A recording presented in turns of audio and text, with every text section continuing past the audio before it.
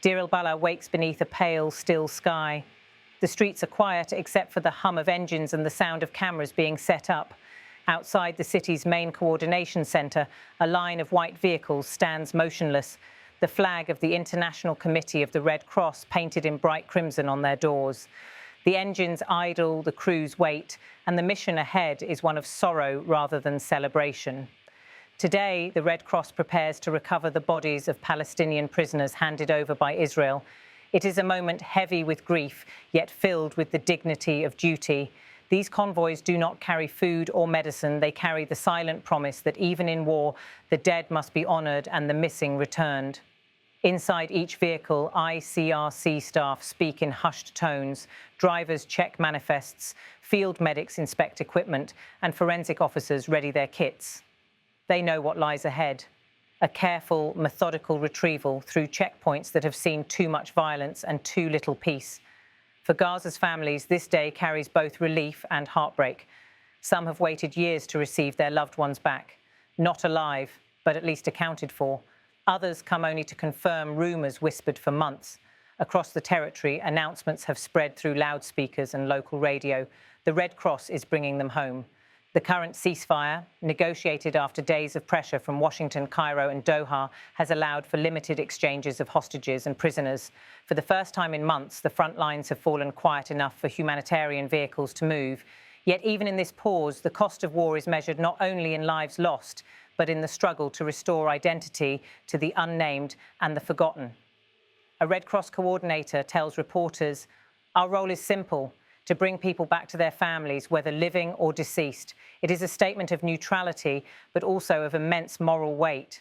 The ICRC does not judge, it does not take sides, but its presence in Gaza has long been a fragile thread connecting humanity across political fault lines.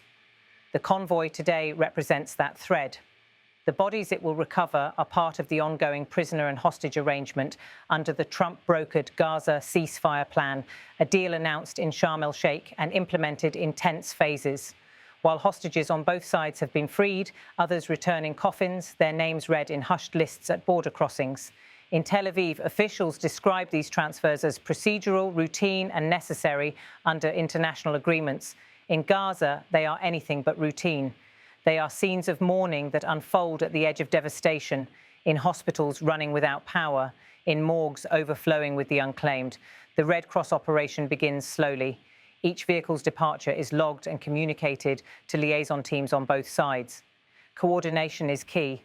One misunderstanding, one misinterpreted movement could collapse fragile trust built over weeks of negotiation. Nearby, families gather behind barriers waiting for news. Some carry flags, others portraits. A woman in her 60s clutches a folded piece of paper, the prison ID number of her son. "They said he died 2 years ago," she whispers, "but they never gave him back." Her voice trembles between sorrow and disbelief. For her, this convoy is a final chance for closure. The ICRC field teams move with a rhythm born of experience. They have worked in Aleppo, Khartoum, Mariupol and Rafah. Each operation is the same, yet none are ever identical. The rules of war may be written on paper, but in the dust of Gaza, they are rewritten daily by circumstance and survival. Beyond the camera's frame, the land still bears scars of the conflict, homes reduced to rubble, children playing in streets lined with debris. Every kilometre of this route tells the story of a place that has learned to bury its dead under air raid sirens. International observers describe this exchange as a small gesture of trust between enemies who share little but loss. Yet beneath that cautious optimism lies bitterness. Palestinian authorities demand independent investigations into deaths inside Israeli prisons, citing allegations of mistreatment. Israeli officials reject those claims, saying medical services and due process were provided. The Red Cross, meanwhile, focuses only on what it can control: the handover, the identification, and the return. Its neutrality is both shield and burden, ensuring access where others are barred, but silencing the anger that often surrounds its work. At the Kerem Shalom crossing, the formalities of repatriation unfold like a ritual. Lists are checked, caskets confirmed, photographs taken for documentation.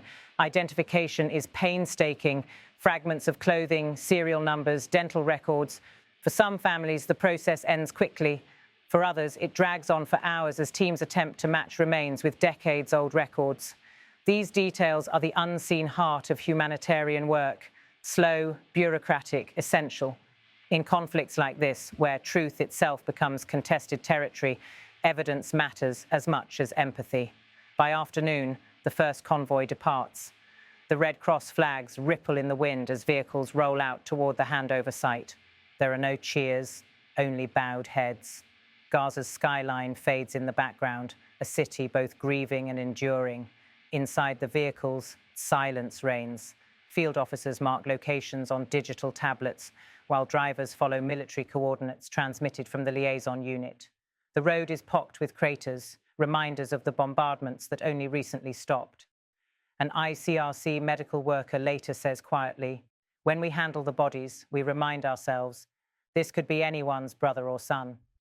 That's how we keep our humanity. Her words echo a principle that underpins the organization's mandate: impartiality without indifference. Meanwhile, international media broadcast live images of the convoy, using them to symbolize progress under the ceasefire deal.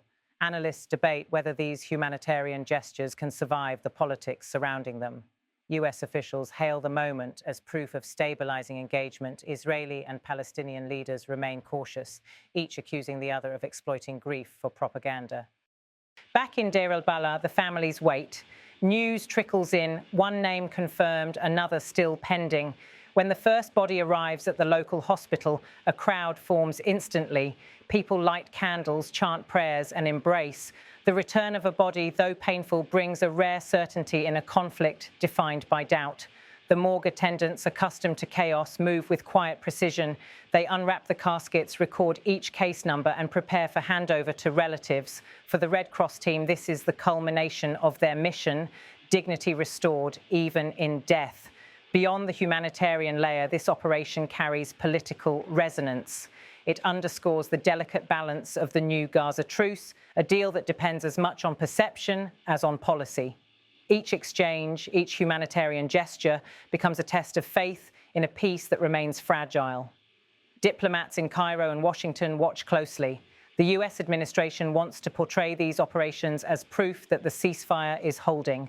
Egypt seeks recognition for its mediation role. Israel hopes to demonstrate control and cooperation, while Hamas presents the return of prisoners as national victory. Yet for those on the ground, these narratives mean little. For them, it is about reclaiming names from numbers, faces from files. As the sun dips behind the Mediterranean, the final Red Cross vehicles return to base. Dust trails linger in the evening air. Reporters pack their equipment, soldiers relax their grip on rifles, and families begin their slow walk home. The operation is complete, but completion does not mean peace. Even as this day ends, negotiations continue over the next phase of the ceasefire. The return of hostages remains, the reopening of humanitarian corridors, and the reconstruction of Gaza's shattered infrastructure.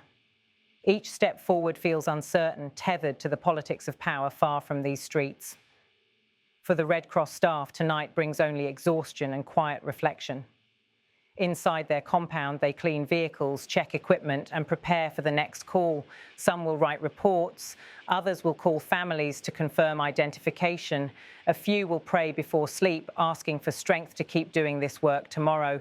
And across Gaza, lights flicker in homes where mourning and relief coexist. A mother lights a candle beside her son's photograph.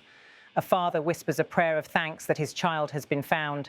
In a place where loss has become routine, even grief can feel like a form of mercy. Humanitarian missions like these seldom make headlines for long. They lack the drama of politics or the spectacle of summits, yet they are what hold the moral center of conflicts together, quiet acts of decency amid chaos. As one Red Cross delegate tells me before leaving the site, we do this because someone must, because in every war there comes a day when all that's left to save is humanity itself. And that perhaps is the truest story unfolding tonight in Deir el-Balah, not a story of victory or defeat, but of endurance, remembrance, and the fragile grace of human compassion. For the families of Gaza, closure has come not in words or promises, but in the silent return of those who never made it home. For the world watching, these images are a reminder. Peace is not declared in conferences, but earned through acts like this, one convoy at a time.